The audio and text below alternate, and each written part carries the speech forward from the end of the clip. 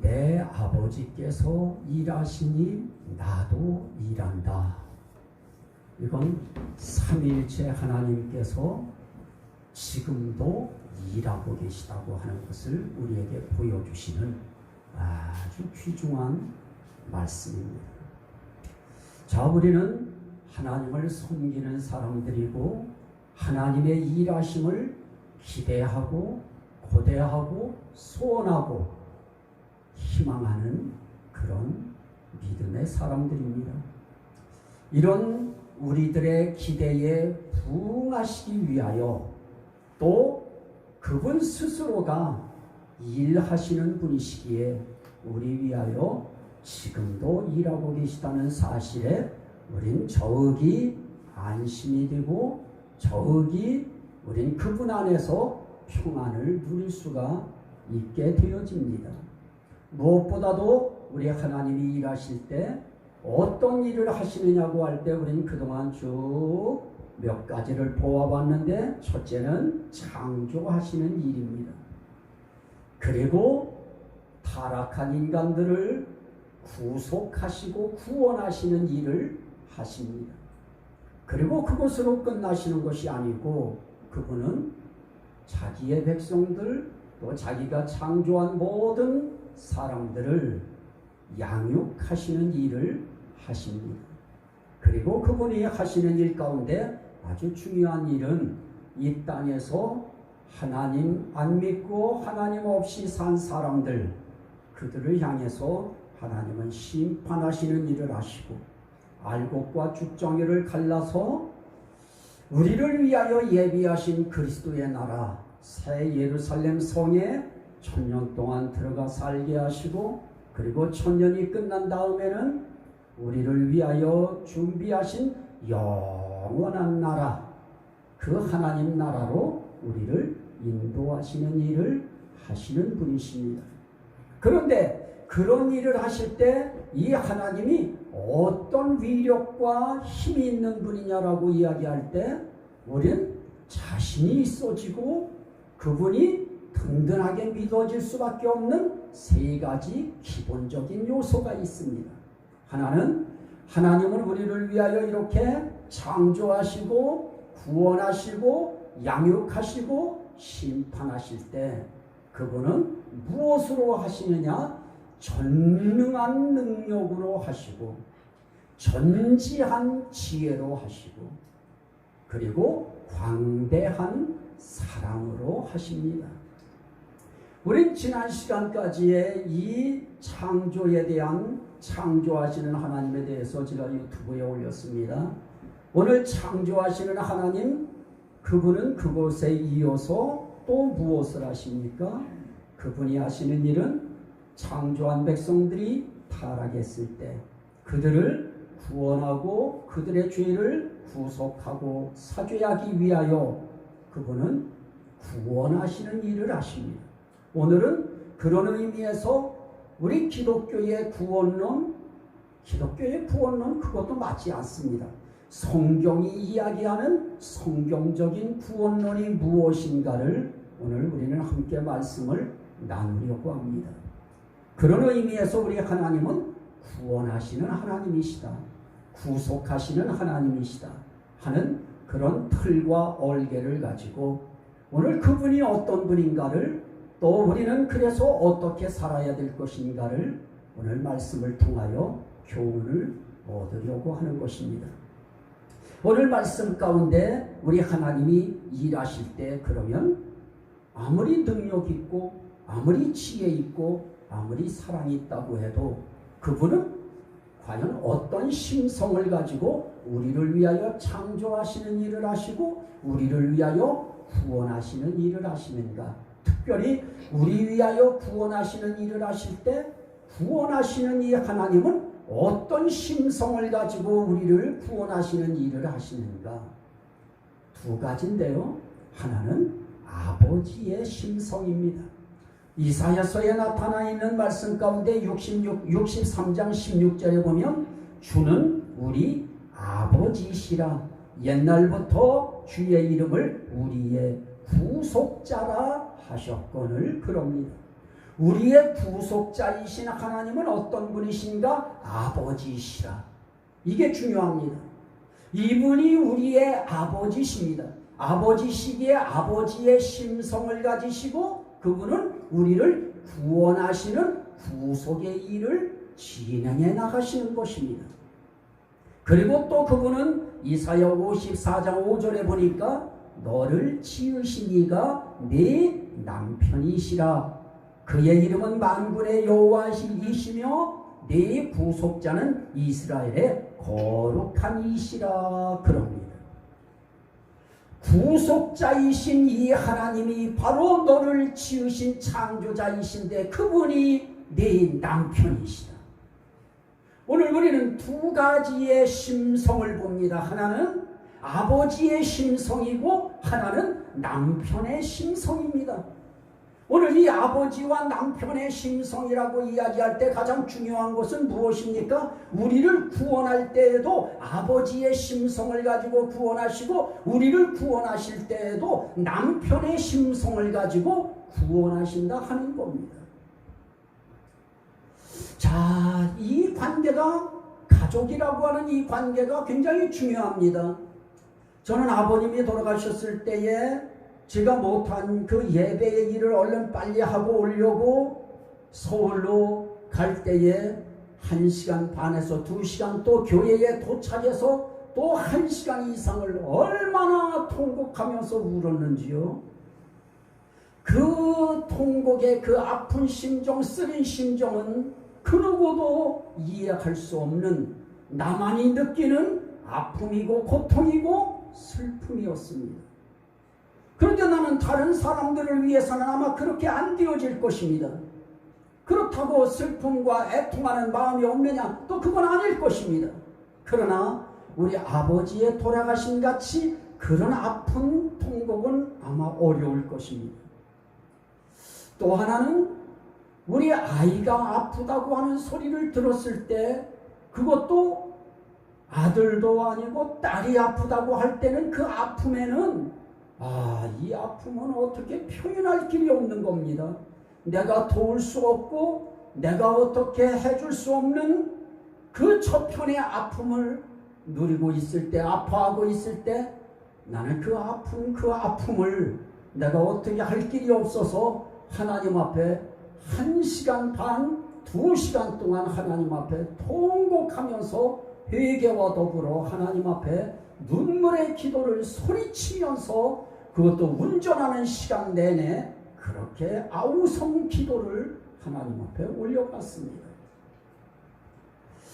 하나님은 바로 그런 심성을 가지고 자신이 행복하게 살도록 그렇게 에덴 동산에 만들어서 에덴 동산까지 창설하고 놓았더니 하나님의 명령의 언약 말씀의 명령을 어기고 언약을 어긴 그 백성, 타락한 그 백성, 멸망으로 가는 그 백성, 지옥 가야 할 그 백성, 그 자녀들, 그들을 구원하기 위하여 그분은 아버지의 심성을 가지고 구원하시는 일에 뛰어드셨습니다.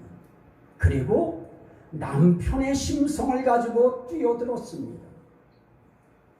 저는 제가 아파 있을 때 우리 집사람이 얼마나 힘들어하고 아파하고 했던지 저 사람은 나의 그 아픔에 그는 마음 편한 시간 없이 그냥 참아 넘길 수 없어 그는 교회에 와서 울면서 기도하지 않으면 나의 그 아픈 그 옆에 있을 수 없는 그 힘겨운 현장에서 그는 하나님 앞에 눈물로 나의 회복을 위해서 기도했던 것을 제가 압니다.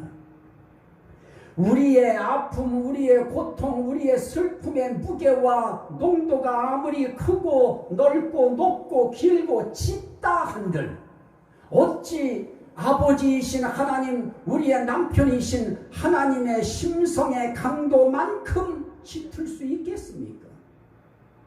그분은 그렇게 우리 한 사람 한 사람까지도 구원하시려고 하는 그 아픔을 가지고 그분은 우리를 위하여 아버지의 심성으로 남편의 심성으로 우리를 위해서 그렇게 구원의 사역을 하고 계신 것입니다. 그 하나님이 존재하십니다. 그 하나님이 전능하십니다. 그 하나님이 무한대의 광대한 사랑을 가지시고 우리의 구원 사역에 임하여 계신 것입니다. 그래서 그분의 자녀되고 그분의 신부된 우리들은 구원에 있어서 그분에게서 도망치지 않는 한, 그분을 반역하지 않는 한, 그분을 외면하지 않는 한 우리의 구원에 하나님을 우리보다 더 열성적으로 임해 주실 것입니다. 그분이 이름 가운데에 이미 그분의 소명이 있습니다. 이름 속에 하나님이 어떤 일을 하실 분인가가 담겨 있습니다. 그런데 우리 인간들하고는 다릅니다. 우리 인간은 참 이름이 이쁘게 짓습니다. 이 세상에서 빛을 내는 사람이 되려고 하는 이름도 있고, 이 세상에서 좋은 사람으로 살려고 하는 이름도 있고, 각가지의 좋은 이름들 다 가지고 있습니다. 그런데 그 이름대로 살지 못합니다. 그 이름의 가치만큼 우리가 움직이지 못합니다. 그러나 우리 하나님은 이름에 박혀있는 그대로 생활하셔요. 그대로 일하셔요. 그분은 이름 그대로 하나님의 존재로서의 사역을 하시는 것입니다. 말씀 가운데 이사야서 49장 26절에 보면 그런 말씀이 있습니다. 모든 육체가 나 여호와는 네 구원자요 네 구속자요 야곱의 전능자인 줄 알리라. 하나님은 어떤 하나님이십니까? 우리의 아버지의 심성을 가지시고 우리 남편의 심성을 가지시고 우리의 구원을 위하여 지금도 일하고 계신 그 하나님은 구원자이십니다. 그분 이름이 구원자시면서 그분 이름이 구속자입니다. 그런데 중요한 것은 그냥 구원자도 아니고 그냥 구속자도 아닙니다. 내 구원자요 내 구속자입니다. 이게 중요합니다. 여기에 내 구원자라고 할 때 우리 1인칭으로 1대1의 관계로 우리 하나님이 말씀하시고 그 말씀이 우리에게 적용될 때는 나 한 사람을 향하여 나는 네 구원자다, 나는 네 구속자다라고 하나님이 말씀하시면서 그 하나님이 바로 전능자다 이렇게 말씀합니다. 그러므로 그분의 우리를 위한 구원 사역은 정말 전능한 능력을 가지시고 그분이 진행하시기 때문에 우리를 위한 구원은 절대로 실패하시지 아니하실 것입니다. 이분이 우리의 아버지입니다. 이분이 저와 여러분들의 남편이 되시는 것입니다. 그래서 지금도 구원자로서 구속자로서 전능한 하나님의 위력을 발동하셔서 지금도 역사하고 계신 것입니다. 그리고 그분은 어떤 분이시냐? 이 모든 구원하는 일에 있어서 그분만이 유일하게 이 일을 하실 수 있습니다. 창조하는 일도 그분만 하실 수 있습니다. 구원하시는 일도 그분만 하실 수 있습니다. 양육하시는 일도 그분만 하실 수 있습니다. 심판하시는 일도 그분만 하실 수 있습니다. 그런데 이 땅에 자기들이 창조자도 아니고 구원자도 아니고 자기들이 심판할 자들도 아닌데 그들은 교리를 가지고 마치 자기가 심판할 자인 것처럼 이야기합니다. 자기가 구원할 구원자인 것처럼 자기를 그렇게 어필시키고 자기를 그렇게 교육시켜서 그런 존재로 만들어 놓습니다. 속으면 안 됩니다.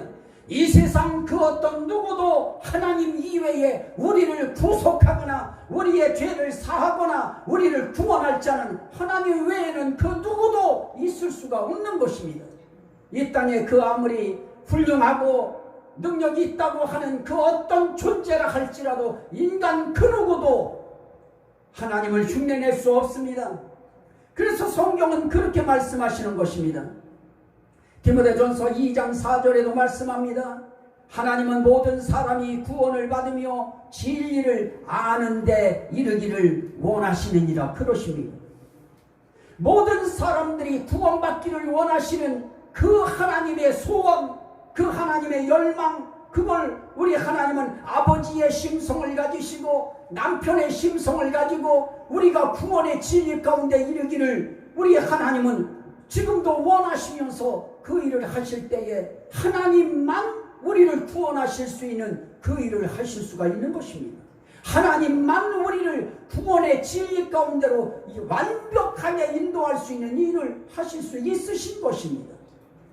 그래서 나만 그 일을 할 수 있다고 호세아서 13장 4절 말씀에 하나님이 말씀합니다. 애굽 땅에 있을 때부터 나는 네 하나님 여호와라. 나밖에 네 다른 신이 없음이니라 그럽니다. 나밖에 네가 다른 신을 알지 말 것이라. 나 외에는 구원자가 없느니라. 이게 중요한 겁니다. 나 외에는 구원자가 없다. 그러니 나 외에 다른 신들을 너희들이 알려고 하지 말아라. 우리의 구원이라고 하는 것은 어떤 구원이겠습니까?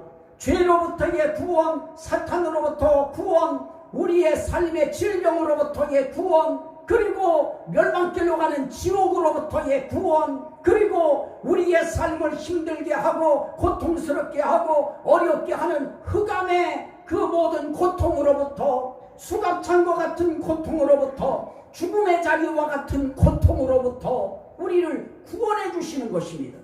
그 구원은 누구만 하실 수 있는가? 우리 하나님만 하실 수 있습니다. 그래서 성경은 말씀합니다. 사도행전 4장 12절에 다른 이로서는 구원을 얻을 수 없나니 천하 인간의 구원 얻을 만한 다른 이름을 주신 일이 없음이니라 그럽니다. 예수 이름 그 어떤 이름도 그 외에 어떤 이름도 구원 얻을 만한 다른 이름 하나님이 우리에게 주신 일이 없습니다. 하나님만 구원자이시면서 하나님이 이 땅에 인간으로 오셨을 때 예수라고 하는 이름을 가지시고 그분이 예수 이름 속에 구원자라고 하는 이름을 가지고 오셔서 우리를 구원하시는 것입니다. 그래서 하나님이신 예수 그분만이 이 시대에 우리를 구원하실 수 있는 것입니다. 그래서 우리는 그 어떤 상황 속에서도 정말 차별금지법이 생기면 종교 차별금지가 생겨져 버리면 우리는 이제 이 설교 묵상을 못해요. 예수 이외에는 구원 없다 이 말 이제 못해요. 왜냐하면 다른 종교에 우리가 차별한다 이렇게 해가지고 우리를 고발해요. 이런 어처구니 없는 일들을 지금 하겠다고 정치인들이 그 일들을 지금 하고 있어요. 우리는 정말 정신 바짝 차려서 이럴 때에 우리는 어떻게 해야 될 것인가? 정말 우리 하나님의 말씀이 훼손되지 않고 진리가 훼손되지 아니할 수 있도록 우리는 정말 투표권 행사도 정말 정당하게 우리는 바르게 해야 될 것입니다. 하나님은 우리가 살아가는 우리의 인생길에 예수 이외에는 구원자가 없다고 하는 이것이 온 세계 만방에 이때까지 여기까지 왔습니다. 그리고 솔직하게 알 것입니다. 자기들이 구원자가 아니라는 것을 본인들은 알 것입니다.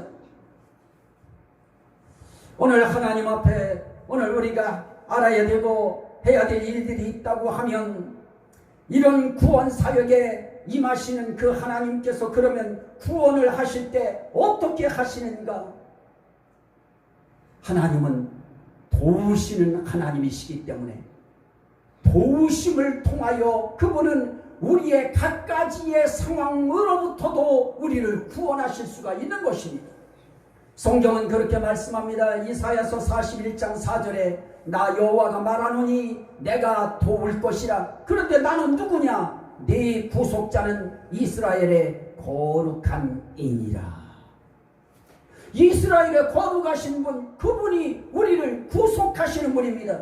우리를 구원하시는 분이십니다. 그런데 그분이 말씀합니다. 내가 도울 것이라. 구속자이신 하나님이 우리를 도우시는데 어떤 일을 도우시는가? 구원하는 그 모든 일도 그분의 도움 없인 절대로 이루어질 수가 없습니다. 오늘 그분이 우리를 예수 믿을 수 있도록, 그분이 참 들어오기 힘든 교회의 문을 열고 들어올 수 있도록 하나님의 여러 가지의 사건과 상황과 처지를 통해서 오늘 우리들을 이 교회 속으로 불러들이셨습니다. 그분은 우리를 위하여 분명히 구원하는 그 일에 하나님께서 역사하시고 인도하시고 도우시고 함께 하실 것입니다. 그분은 도우시는 하나님이십니다. 도우시는 하나님이 창조하시는 일에도, 또 구원하시는 일에도, 양육하시는 일에도, 심판하시는 일에도 우리의 인생길 살아갈 때만 사실 하나님의 도움이 필요합니다. 하나님의 도움이 우리의 인생길에 사는 동안까지 필요한 것입니다.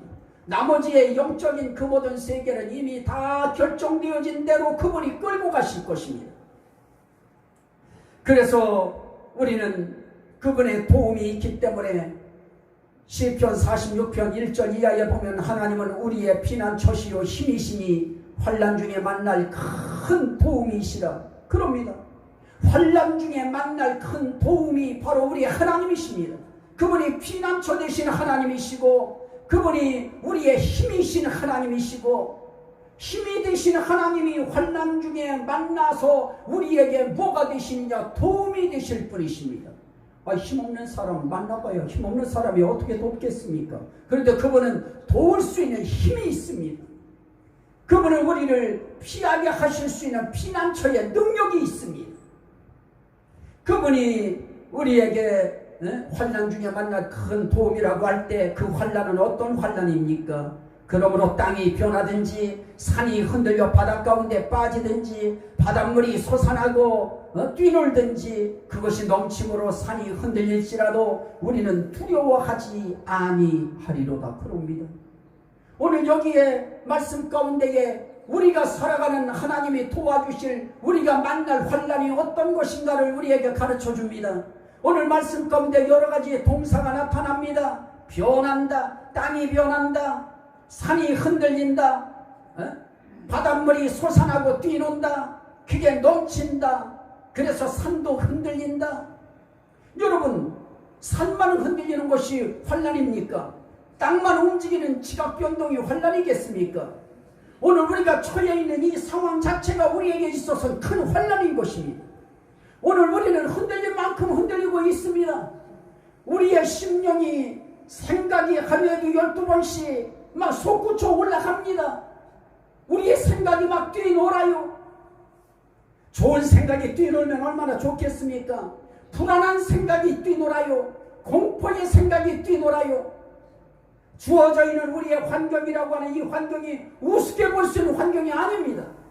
막 진짜 사람이 막 죽어 넘어가고, 너무 사람들이 많으니까 이 사람들을 그냥 구덩이 크게 파놓고 어느 나라에서는 그냥 그들을 그냥 아주 쓰레기장에 버리듯이 그냥 신체들을 전부 다 굴려버리잖아요. 이런 상황 가운데에 의사도 죽어 넘어가요. 이런 상황 속에 오늘 우리는 정말 두려움이 엄습할 수밖에 없습니다. 우리의 인생길에 고통이 엄습할 수밖에 없어요. 생각들이 막 그냥 흉흉하게 솟구치고 뛰놀고, 불안한 생각들이 뛰놀고, 걱정스러운 생각이 뛰놀고, 막 그냥 지금 상황이 막 변해요. 뭐 2주간이면 끝날 것처럼 이야기하더니 뭐 언제까지 끝날지 모를 만큼 또 상황이 또 진전돼요. 산이 흔들리는 것이 문제가 아니고 오늘 우리의 마음이 흔들리는 것이 문제예요. 오늘 우리의 중심이 흔들리는 것이 문제고, 우리의 신앙이 흔들리는 것이 문제고, 우리의 삶이 막 흔들리고 막 빠져요. 함몰해요. 함정에 빠져버리는 거예요. 나는 정말 이런 때에 오늘 하나님이 우리의 도움이시고, 성경에 보면 위기를 만날 때, 어려움을 만날 때 정치 지도자와 이 종교 지도자가 함께 하나님 앞에 올리며 회개할 때 하나님이 나라를 위기로부터 건지는 사건들이 성경에는 아예 모본이 되어 있습니다. 오늘이야말로 지금 우리 이때야말로 우리가 기도해야 될 때인 것입니다. 여러분, 정말 우리도 이 힘겨운 상황 속에 하나님 앞에 우리도 큰 환난을 만났어요. 지금 우리의 환난은 이 코로나 바이러스라고 하는 세균체 그게 문제가 아닙니다. 좀 전에 말씀드린 것처럼 그것 때문에 불안해하고, 그것 때문에 두려워하고, 그것 때문에 공포에 떨고, 그것 때문에 삶의 중심을 잃어버리고 정신이 혼미해지는 것이 문제인 것입니다. 이럴 때 우리는 더더욱 힘 대신 하나님께 우리의 눈을 주목해야 되고, 그분을 의지하는 믿음으로 우리가 다가서야지. 이럴 때 우리 세상 그 무엇 바라보겠습니까? 의사도 죽어 넘어지는데요. 세상 그 어떤 것이 우리에게 용기를 일으킬 수 있을까요? 그 어떤 것이 우리를 두려움에서 건질 수 있을까요? 이 불안과 공포로부터 우리에게 용기를 줄 수 있는 것은 텔레비에 나와서 그들은 전문가라고 이야기하지요. 그러나 그들의 말이 꼭 맞습니까? 그들의 말, 그래요, 말해요. 그것이 얼마나 위력이 있을까요?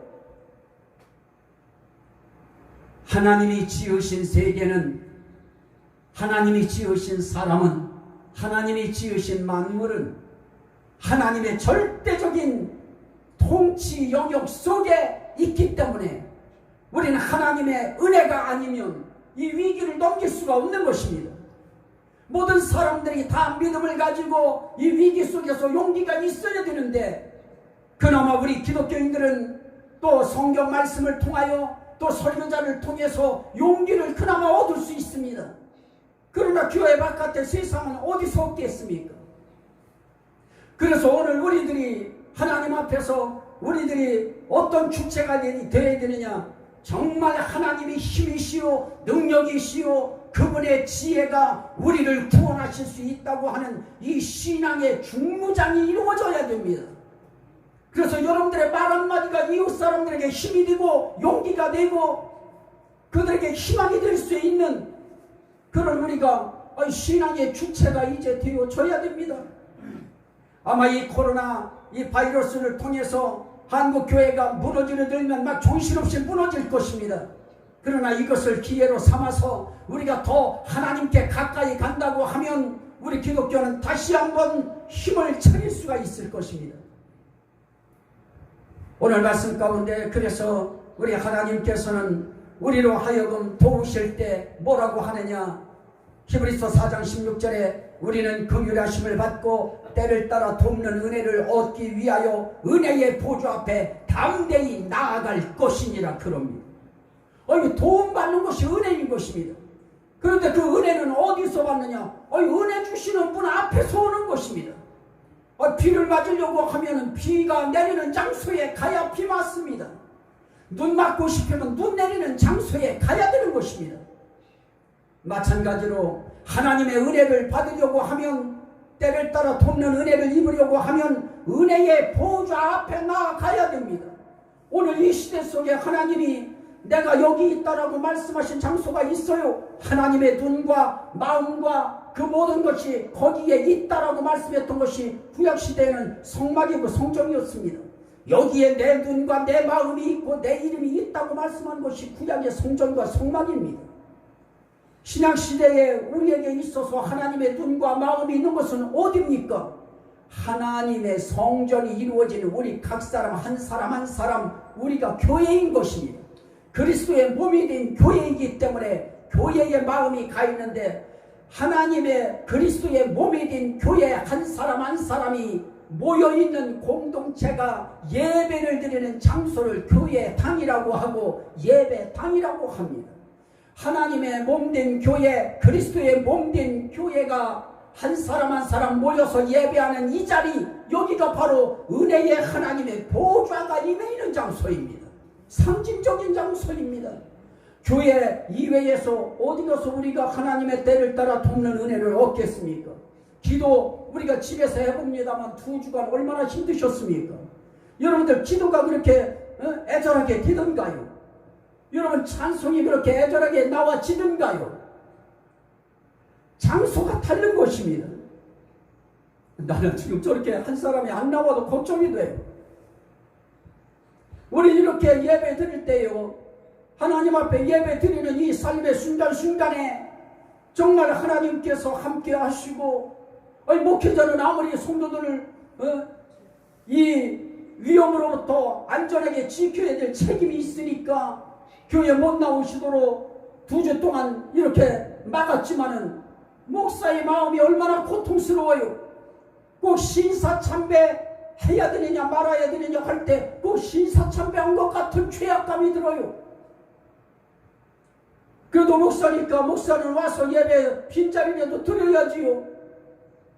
그러다 보면은 그날 온 사람들도 있어요. 기도하려고 오신 분도 있고요. 그렇게 예배가 그렇게 되어지는 거예요. 하나님 앞에 우리가 살아가면서 정말 때를 따라 돕는 은혜는 필요한 거예요. 이 코로나 이 질병이 오기 전에 필요했던 도움도 필요하지만은 이제 이게 온 이후에 이 때에 필요한 때를 따라 돕는 은혜가 있어야 돼요. 오늘 우리의 모든 몸들이 더 강해져야 되고, 체력이 더 강화되어야 되고, 면역이 더 강화되어야 됩니다. 그 은혜가 하나님이 주셔야 되는 거예요. 하나님이 안 줘보십시오. 우리 뭔 힘 가지고 살겠습니까? 하나님이 도우시지 않으면 아무 일도 못합니다. 그분이 도우셔요. 그리고 이사야 63장 8절 9절에 보니까 그들은 실로 나의 백성이요 자녀라 하시고 그들의 구원자가 되사 그들의 모든 환난에 동참하사, 그들의 모든 환난에 동참하사 자기 앞에 사자로 하여금 그들을 구원하시며 그럽니다. 도우시되 어떻게 도우시느냐? 환난에 동참해서 도우십니다. 누가 도우십니까? 구원자가 돕습니다. 그분이 우리를 구원하실 때 우리의 환난에 동참하셔요. 여러분 기도하실 때 아마 하나님이 여러분들에게 하시는 말씀이 있으실 것입니다. 네가 혼자 있는 거 아니다. 네 아픔 속에, 네 어려움 속에 나도 함께 있다. 하나님은 함께 계신 것입니다. 여러분들한테 말 안 했고 우리 아이도 그런 말 하는 거 막 싫어해서 그런데 우리 아이도 아파요 나처럼. 그런데요 하나님께 우리가 할 수 있는 거 없어요. 그래서 우리는 눈물로 기도하는 거였어요. 저도 그렇게 기도하지요. 집사람 기도하지요. 하나님 앞에 나와서 우리는 그 기도해요. 하나님 우리 믿음의 가족들 지켜달라고, 보호해달라고, 함께해달라고 기도하는 거예요. 그런데도 하나님은 참 가까이 계셔요. 난 정말 기도할 때에 기도에 옆 사람이 있다고 하는 것도 굉장히 우리들 중요한 거예요. 여러분 한 사람 한 사람이 기도하는 사람이 되어줘서 기도하는 동지가 있다고 하는 것이 얼마나 필요한지요. 우리 집사람이 나도 여기서 열심히 기도하고 있는데, 그런데 이제 나는 이제 집사람이 힘들까봐 나는 걱정이에요. 딸 아프다고 하니까. 그런데 고맙고 감사한 건 뭘까요? 기도만 그냥 간절히 하고 나도 내게 온 게 뭐가 있어요. 그런데 저 사람이 딱 그래요. 이제 수술 끝났다. 수술 끝났다고 하는 그 시간까지도 맞춰주셔요. 이미 우리는 거기서 의사가 수술에 이 핀셋을 놓는 그 순간, 수술돈을 놓는 그 순간, 그것까지도 하나님이 내가 걱정하고 집사람이 얼마나 마음 아플까 힘들까 걱정했더니 하나님이 저 딸에게 이미 말씀하셨어요. 수술 끝났다. 그래서 그때부터 마음에 힘이 났고 용기가 났고, 우리 딸은 이제 하나님이 붙들었구나, 하나님이 치료했구나, 수술했구나, 함께 했구나. 그랬더니 어제 가더니 의사가 그러더래요. 기적 같은 일이라. 기적 같은 일이라. 항암 안 해도 된다. 하나님이 우리의 삶의 길에 하나님이 살아계신 하나님이에요. 우리의 어려움 속에 함께 하신 하나님이에요. 우리의 환난에, 여러분들의 환난에 지금 동참해 계세요. 우린 지금 이 나라가 어려움 당하고 있지만 기도하는 주의 종들이 있고 기도하는 성도들이 있어요. 하나님이 우리의 환난에 동참하셔서 반드시 구원해 주실 것입니다. 여러분들의 삶을 지켜 주실 것입니다. 그분이 우리의 구원사에게 또 인도하셔요. 이사야 48장 17절에 너희의 구속자시요 이스라엘의 거룩한 여호와께서 이르시되 나는 내게 유익하도록 가르치고 너를 마땅히 행할 길로 인도하는 네 하나님 여호와라. 우리가 어떻게 살아야 될지, 어떻게 믿음 생활을 지켜야 될지, 어떻게 우리가 살아야 할지를 가르치면서 인도하시는 하나님, 그렇게 인도해서 우리를 구원의 길로 끌고 가시는 것입니다. 그러면 그분이 결국은 하신다고 할 때 그렇게 우리의 환난에 동참하고 우리를 돕고, 아닙니다. 그 하나님께서 이 땅에 오셔서 무슨 일을 하시느냐? 하나님의 아들이 나타나신 것은 마귀의 일을 멸하려 하심이라. 요한일서 3장 8절에 말씀합니다. 그럼 무엇으로 그 모든 마귀의 일을 멸하시느냐? 십자가로 멸하시는 것입니다. 예수의 죽음을 통해서 멸하시는 것입니다. 그래서 고린도서 2장 13절에는 그런 말씀을 합니다. 이게 우리 신앙생활의 구원론에 있어서 이게 굉장히 중요한 근거입니다. 이거 잃어버리면 안 됩니다. 혹시 제가 설명이 좀 부족할지라도 여러분들 이거 놓치지 마세요. 고린도서 2장 13절 이하에 또 범죄와 육체의 무할례로 죽었던 너희를 하나님이 그와 함께 살리시고 우리의 모든 죄를 사하시고 우리를 거스르고 불리하게 하는 법조문으로 쓴 증서를 지우시고 제하여 버리사 십자가에 못 박으시고. 여러분, 우리를 어렵게 하고 우리를 구원에 불리하게 만드는 것이 뭡니까? 법조문으로 쓴 증서, 그게 율법입니다.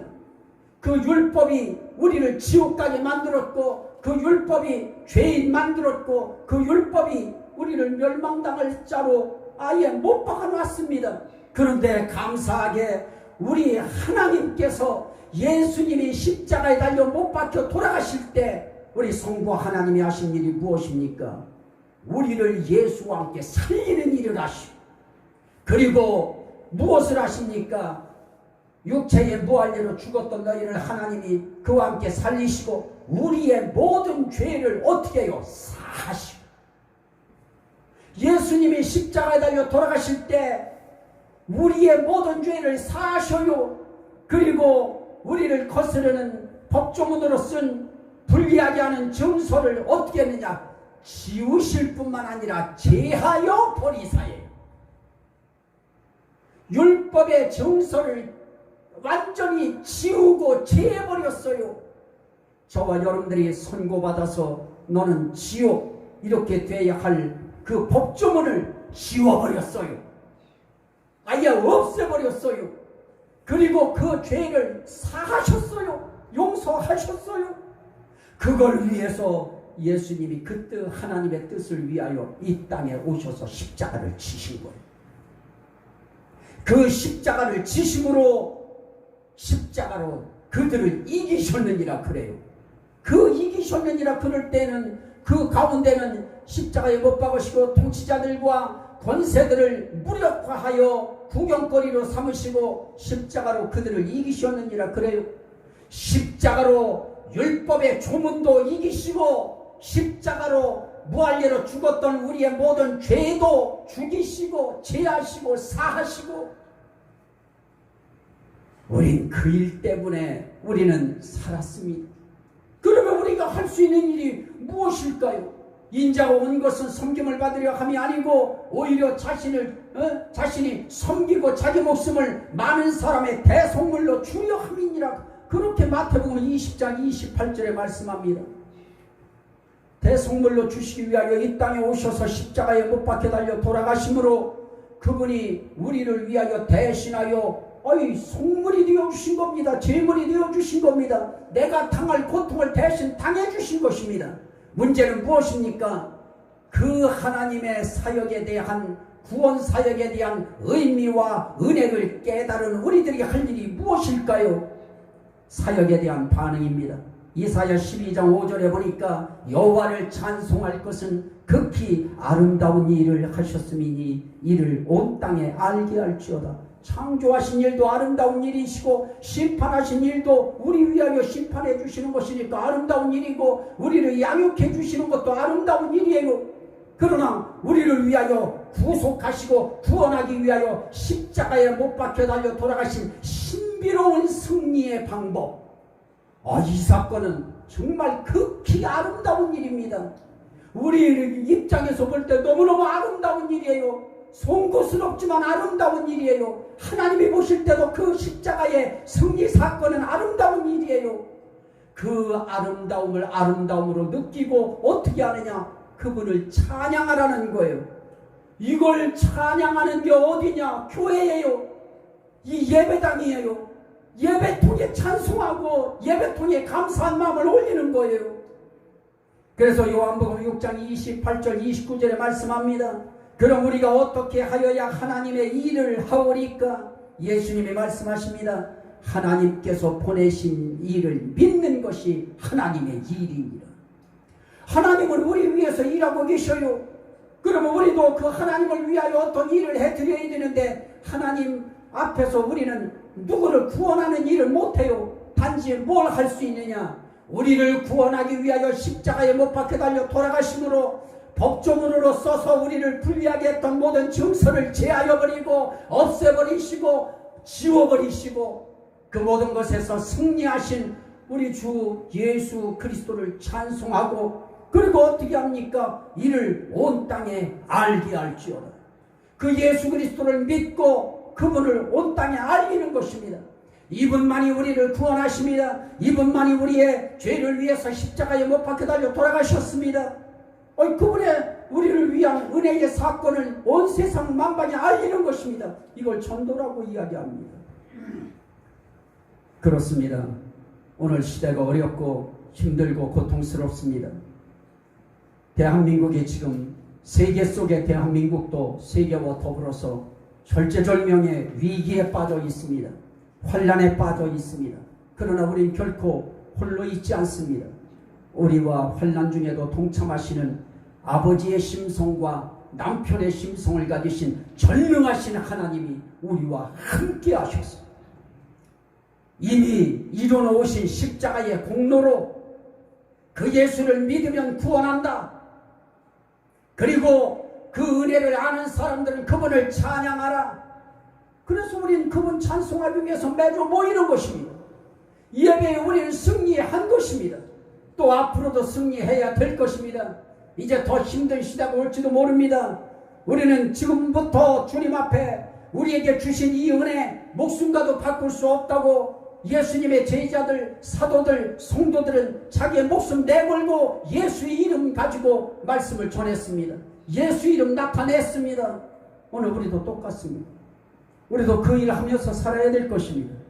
우리를 위해서 구원하기 위해 이 땅에 사람으로 오시는 그 일까지 하시면서 예수라고 하는 구원자의 이름으로 우리 위하여 십자가에 달려 돌아가셔서 우리의 모든 죄를 대신 지시고 그분이 십자가에서 우리 죄를 용서하시고 또 그분이 앞으로 심판자가 되어서 자신이 피 흘려 죄를 씻은 우리 한 사람 한 사람을 앞에 놓고 변호하시면서 심판하실 것입니다. 나는 그분을 찬양하고 그분을 의지하고 그분을 믿는 것입니다. 이 믿음 가지고 또 한 주간 저와 여러분들에게 주어져 있는 이 환란의 세상에서 주눅들지 말고 두려워하지 말고 무서워하지 말고 이분을 의지하는 믿음으로 승리하시기를 주의 이름으로 축원합니다. 우리 같이 한번 우리 주여 삼창하고 나라와 이 민족 하나님 지켜달라고 이 환란에서 건져달라고 대통령을 위시하여 모든 국무위원들과 모든 이제 종교 지도자들 지켜달라고 이 백성 보호해달라고 세계를 지켜달라고 우리 주여 삼창하고 기도합니다. 주여